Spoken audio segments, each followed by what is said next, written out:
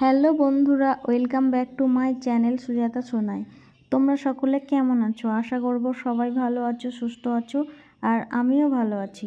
চলে এলাম নতুন একটা ব্লগ নিয়ে। তো সকলকে জানাই গুড মর্নিং। সকালবেলা দেখতে পাচ্ছ আমার বরের হাসিটা দেখে কতটা ভালো, মানে মহাদেবকে বাসে বা আজকে ওর কতটা ভালো লাগছে। কারণ অনেক কটা দিন পরে ও কিন্তু সকালবেলা এরকম একটু টাইম পেয়েছে স্নান টান করে পুজো করার, তাই জন্য কিন্তু প্রায় অনেকটা সকালে উঠেই স্নান করে পুজো দিয়ে নিল। আর আমি তোমাদের বাইরের ওয়েদারটা জাস্ট একবার ঘুরিয়ে দেখাই। দেখেছো কীরকম মেঘ জমেছে আকাশে, পুরো মেঘলা আকাশ আর ঠান্ডা ওয়েদার। তার মধ্যে দেখো আমারও স্নান হয়ে গেছে বরের সাথে সাথে। আর আজকে কিন্তু আমরা দুজনে ওই 6:30টার দিকে স্নান করেছি। আর তোমাদের বোঝানোর চেষ্টা করছি যে আমার কিন্তু ঠান্ডা লাগছে। তারপরে এদিকে দেখো আমার বর কিন্তু রেডি হয়ে পারফিউম দিয়ে যাচ্ছে প্রেম করতে। না না না না, ও যাচ্ছে মালিকের সঙ্গে জায়গা মাপতে। তো যাই হোক, সেজে গুজে তো যেতেই হবে মাঞ্জা দিয়ে, তাই না? ছেলেরা তো বাইরে বেরোলে কোনো স্ট্যাম্প নিয়ে বেরোয় না, কিন্তু মেয়েরাই কিন্তু স্ট্যাম্প নিয়ে বেরোয় যে আমার বিয়ে হয়ে গেছে, এরকম একটা ব্যাপার। তো যাই হোক, এদিকে দেখতে পাচ্ছ আমার বর কিন্তু পার্স টার্স নিয়ে হিরোর কাটিং করে একদম গাড়ির চাবি টাবি নিয়ে বেরিয়ে যাচ্ছে। পুজো দিয়ে দিয়েছে আর আমরা কিন্তু সকালের ব্রেকফাস্টটা করে নিয়েছি।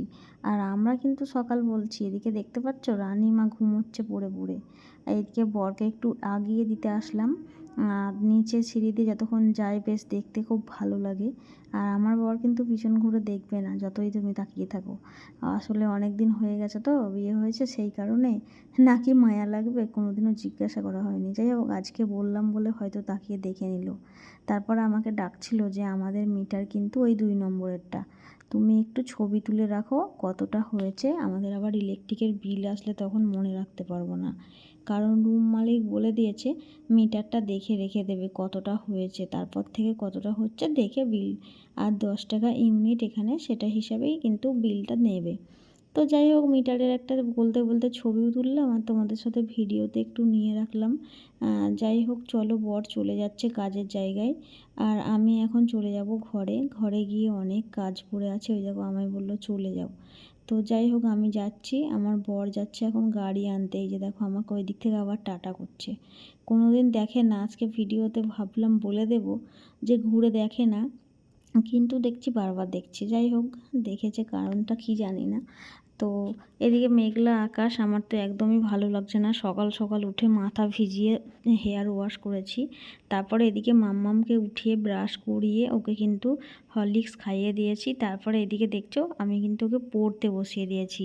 হ্যাঁ, ও কিন্তু এখানে ডেলি পড়তে বসে আর টিউশনেও করে। তো বসে থাকলে তো সব ভুলে যাবে, তাই না? তারপরে 11টার দিকে এলো। আমার মেয়েকে কিন্তু স্নান করে দেখছো সুন্দর করে সাজিয়ে গুজিয়ে দিয়েছি।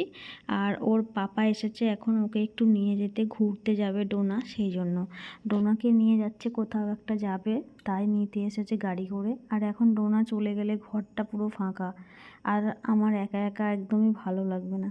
সত্যি কথা বলতে ডোনা থাকে তোতা পাখির মতো কথা বলে, তাই টাইমগুলো এখানে এসে কিন্তু কাটে। বাড়িতে থাকলে সবাইকে দেখতে পাই, ছাদে উঠি, ঘুরি, বেশ টাইমটা কেটে যায়। এখানে কিন্তু সেটা হয় না, মা আর মেয়ে ঘরের মধ্যে থাকি। সবাই ভালো, এখানে মিশুকে কথা বললেই কথা বলে, বাট এতটা কথা বলতে পারি না, কারণ ওরা আবার হিন্দিটাও বোঝে না। সবাই এখানে মারাঠি বলে, তো আর কী করব, বেশি কথা বলতে পারি না। এদিকে দেখছো টোনা চলে গেল আর আমি শেষ অবধি দাঁড়িয়ে দাঁড়িয়ে দেখে নিলাম।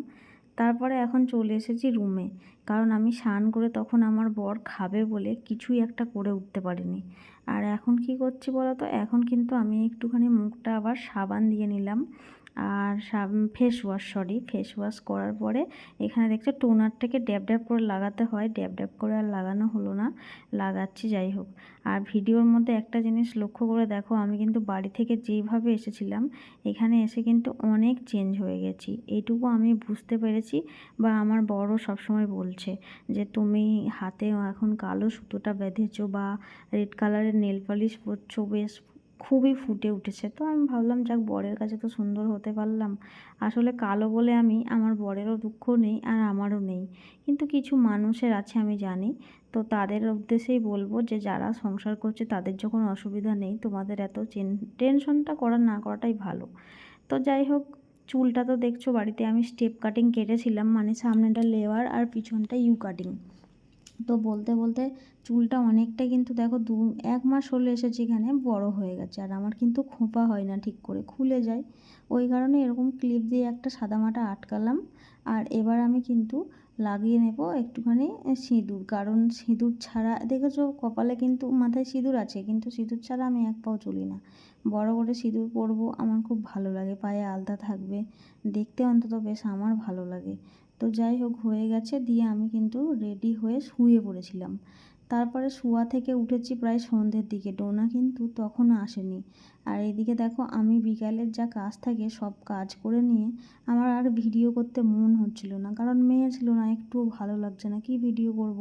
খাওয়া দাওয়া বাসন মাজা সবই হয়ে গেছিলো, টুকটাক ঘরটা ঝাঁট দিয়ে মুছেছি। আর একটু হাত পা ধুয়ে এদিকে ড্রেসটা চেঞ্জ করেছি, দেখতে পাচ্ছ।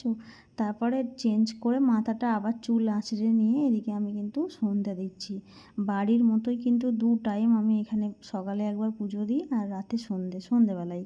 তো এখানে সন্ধেটাও অনেকটা লেটে হয়, প্রায় 7:30টার দিকে, সন্ধে 8টার দিকে হয়। আর মহাদেবকে আমরা ভীষণই ভালোবাসি দুজনাই। তো আমি বিয়ের আগে থেকেই ভালোবাসি মহাদেব, আর আমার বড়। তো সেই কারণে সন্ধে তো দিতেই হবে, একটা ঘরে বাচ্চাকে নিয়ে থাকি, সংসার একটা বলতে পারো।